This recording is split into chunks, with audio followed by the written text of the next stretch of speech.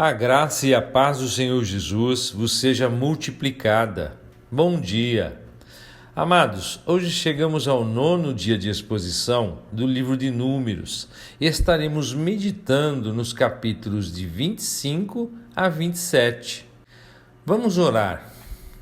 Eterno, obrigado por mais esse dia em Tua presença, debaixo da Tua graça e Tua misericórdia.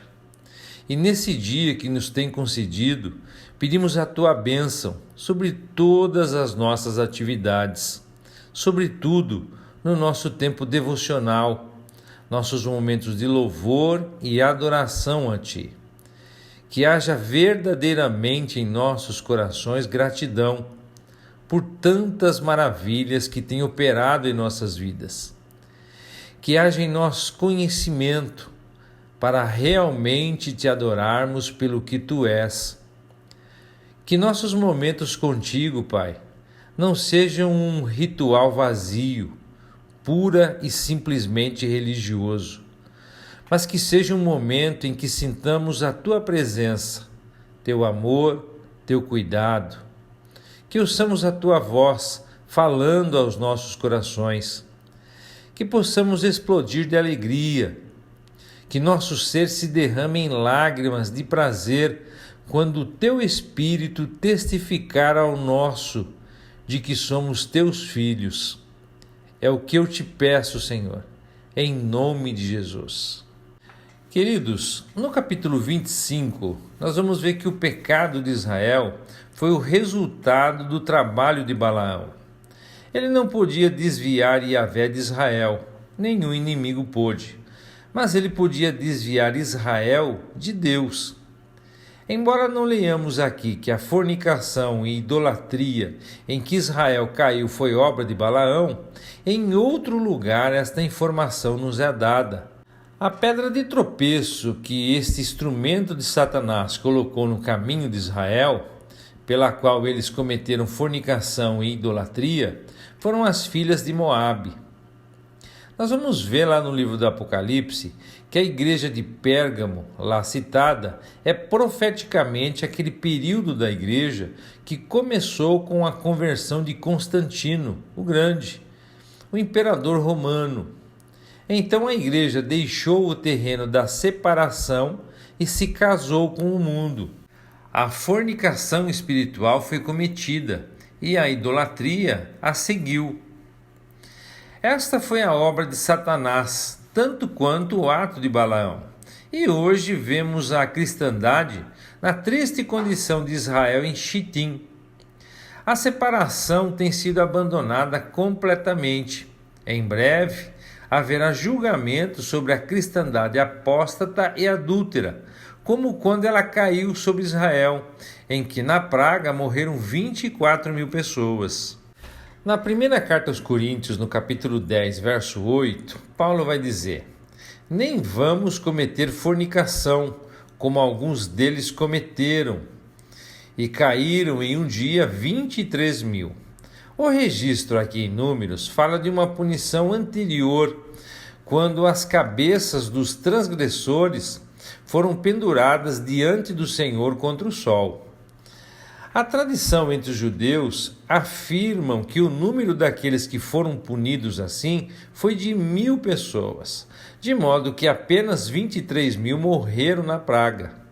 No verso 9, esse 1.000 é contado, enquanto que em Coríntios eles são deixados de fora dessa cota. Mas continuando no verso 6, nós vemos o ultrajante desafio. O nome da mulher midianita era Cosbe, que significa mentira minha ou minha mentira. E então, pelo zelo de Finéias, o povo foi salvo de um julgamento ainda maior, e Yahvé foi glorificado. Finéias era zeloso por seu Deus e fez expiação pelos filhos de Israel. Ele recebeu como recompensa um sacerdócio eterno. É outro tipo de Jesus Cristo em sua justiça e santo zelo por Deus.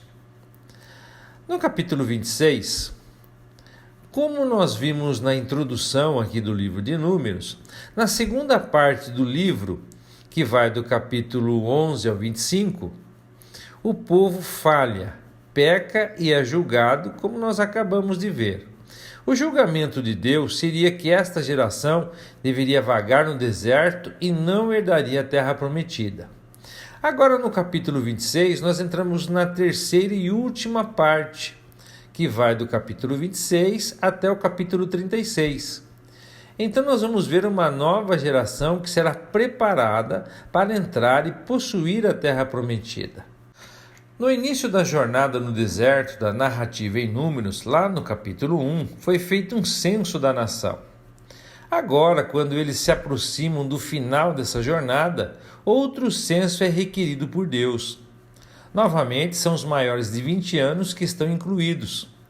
Todos os que estavam aptos para o serviço militar. Daqueles que viviam na época, Moisés, Josué e Calebe seriam as únicas pessoas com mais de 60 anos de idade. Além, é claro, dos levitas, que não foram contados com as outras tribos, mas separados para Deus. A tribo de Ruben diminuiu em população de 46 mil para 43.730. Ruben foi o primogênito de Israel, mas por causa de seu pecado, sua primazia natural foi tirada dele. Também no deserto, 2 rubenitas, Datã e Abirão, foram líderes na rebelião contra o Senhor, como vimos no capítulo 16. A morte de Datã e Abirão é mencionada nos versos 9 e 10, junto com Corá, quando a terra se abriu e os engoliu, e quando o fogo devorou 250 homens que os seguiram. No entanto, é mencionado aqui que os filhos de Corá não morreram naquela época, indicando que eles não estavam envolvidos em sua culpa. Mas a tribo de Simeão, por exemplo, diminuiu drasticamente em número durante a jornada no deserto. Eles foram de 59.300 no primeiro censo para 22.200. Qual é a razão para isto? Provavelmente nós podemos deduzir do texto de Números 25, verso 14. Zinri era o líder da casa paterna entre os simeonitas e se tornou um líder na mistura corrupta de Israel com os midianitas. O número de Gade diminuiu também. Ele foi de 45.650 para 40.500, embora não possamos apontar nenhum incidente que possa ter causado isso. Judá, entretanto, aumentou. Ele foi de 74.600 no primeiro censo para 76.500 no segundo. Este é um testemunho de que não precisamos ser enfraquecidos pelas provações da jornada no deserto, mas podemos nos fortalecer. Issacar aumentou ainda mais, foi de 54.400 pessoas no primeiro censo para 64.300 no segundo. Zebulon também apresentou um leve aumento, de 57.400 do primeiro censo para 60.500 no segundo. Manassés surpreendeu. Ele teve um aumento de 32.200 pessoas no primeiro censo para 52.700 no segundo. Efraim, entretanto, cujo nome significa fecundidade, diminuiu de 40.500 para 32.500 pessoas, uma grande diminuição. Benjamim também mostrou um grande aumento, foi de 35.000 pessoas no primeiro censo para 45.600 pessoas. Dan, entretanto, apresentou algum aumento, ele foi de 62.700 pessoas para 64.400. Mas a Asher aumentou bastante. Ela foi de 41.500 para 53.400 pessoas. Já Naftali, ao contrário, teve uma forte queda. Foi de 53.400 para 45.400. Como vimos, amados, os aumentos ou diminuições no número de pessoas das tribos de Israel foram vistos aqui nesses 50 versos desse capítulo. Quanto à própria nação, o verso 51 nos diz que ao final da jornada no deserto, sua população total de homens aptos para o serviço militar era de 601.730, uma pequena diminuição com relação ao primeiro censo, que foi de 603.550. E isso é uma lição para nós, que embora a Igreja de Deus tenha sido tão grandemente abençoada por Ele, não respondeu de uma maneira prática e grata a tal graça, pois ela seguiu tristemente o exemplo de Israel. No entanto, o fracasso do testemunho da Igreja não é desculpa para o fracasso de qualquer crente individualmente. Dos versos 52 a 56 do capítulo 26, terminado o censo, o Senhor ordenou a Moisés para dividir a terra entre as tribos e distribuir as porções de terra de acordo com o número de nomes registrados na lista, dando mais terras às tribos maiores e menos terras às tribos menores, para que cada grupo receba uma herança proporcional ao tamanho de sua população. Agora um detalhe é citado, porém a terra será dividida por sorteio, diz o verso 55. Ninguém poderia escolher quais propriedades seriam suas. O próprio Salomão, lá em Provérbios, diz: a sorte é lançada no colo, mas cada decisão vem do Senhor. Então o Senhor decidiu isso, e todos deveriam ficar contentes com sua decisão. Não somos informados de como o tamanho foi coordenado com a decisão do Senhor, mas isso, com certeza, não seria nenhum problema para ele. Nos versos 57 a 65 do capítulo 26, os levitas foram contados independentemente das outras tribos, uma vez que eles não tinham propriedades específicas como herança. Além disso, eles não eram obrigados a ir para a guerra, mas para servir ao Senhor. Portanto, seu censo não começou com 20 anos ou mais aptos para sair à guerra, mas com meninos de um mês. Apesar da rebelião de Coré, ou Corá, que era um levita, a tribo aumentou de 22.000 pessoas para 23.000 pessoas. Assim aprendemos que o Senhor graciosamente nos recupera do fracasso, de modo que não devemos desanimar quando tivermos os nossos reveses.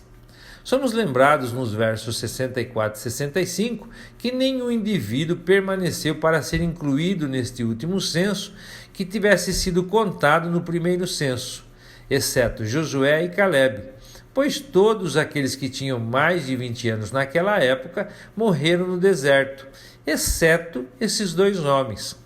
Até mesmo Moisés morreu antes de Israel entrar na terra de Canaã. No capítulo 27, nós temos a questão das filhas de Zelofeade, e que era a respeito de sua herança. Seu pai morrera no deserto e não tinha filhos, homens. Elas esperaram e reivindicaram uma posse entre os irmãos de seu pai. Elas confiavam no Senhor e em sua bondade, embora seu caso não fosse atendido pelas instruções até então. Procuraram Moisés e a liderança para resolver a questão. Moisés então levou a causa perante o Senhor. O Senhor deu uma resposta favorável em favor delas, e Moisés então deveria providenciar para que elas recebessem a posse da terra. A posse destinada a seu pai deveria então passar para suas filhas. Além disso, o Senhor instruiu que a prática normal em Israel exigiria que uma herança fosse dada a uma filha, se não houvesse filho para herdá-la. Se um homem não tivesse filha, sua herança passaria para seus irmãos, ou, então, se não conseguisse, passaria para os parentes vivos mais próximos. No capítulo 36, versos 6 a 9, entretanto, o Senhor evitou o perigo de uma propriedade ser transferida de uma tribo para outra, ao decretar que as filhas deveriam se casar dentro de sua própria tribo. Em tudo isso, é ensinado que não deve haver diferença no que diz respeito à herança de homens e mulheres. E então a partida de Moisés é anunciada por Yahvé. Ele não poderia passar pelo Jordão por causa de seu pecado. Mas o Senhor graciosamente permite que ele suba ao monte e veja a terra prometida em toda a sua glória. Bela é a resposta de Moisés a Yahvé. Ele não fala de si mesmo, nem pensa em seus próprios interesses. O povo de Deus e suas necessidades estão em seu coração. Se eles forem cuidados, ele ficará satisfeito e contente com sua própria sorte. Que espírito abençoado de altruísmo ele manifestou. Josué, então, é o sucessor designado, que deve liderar o povo para a terra como Moisés os havia conduzido para fora do Egito. Moisés e Josué são tipos de Cristo. O verso 21 é a chave para entender o significado típico, que diz: E ele, Josué, se apresentará perante Eleazar o sacerdote, que o aconselhará. O sacerdócio de Arão, conforme aprendemos em Êxodo e Levítico, é o tipo de Cristo em sua obra sacrificial na cruz. Eleazar, seu sucessor, tipifica a ressurreição, o sacerdócio celestial de Cristo. Moisés é de diferentes maneiras o tipo de Cristo, como vimos em seu caráter pessoal. Josué é o tipo de Cristo em espírito, que atua em seu povo pelo Espírito Santo. Portanto, Josué deve comparecer diante do sacerdote Eleazar. Ele tinha, por assim dizer, que depender de Eleazar, pois a obra do Espírito Santo no crente depende do sacerdócio de Cristo na glória celestial. E assim, amados, concluímos a exposição de hoje. Que o Eterno os abençoe e até amanhã, se Deus quiser.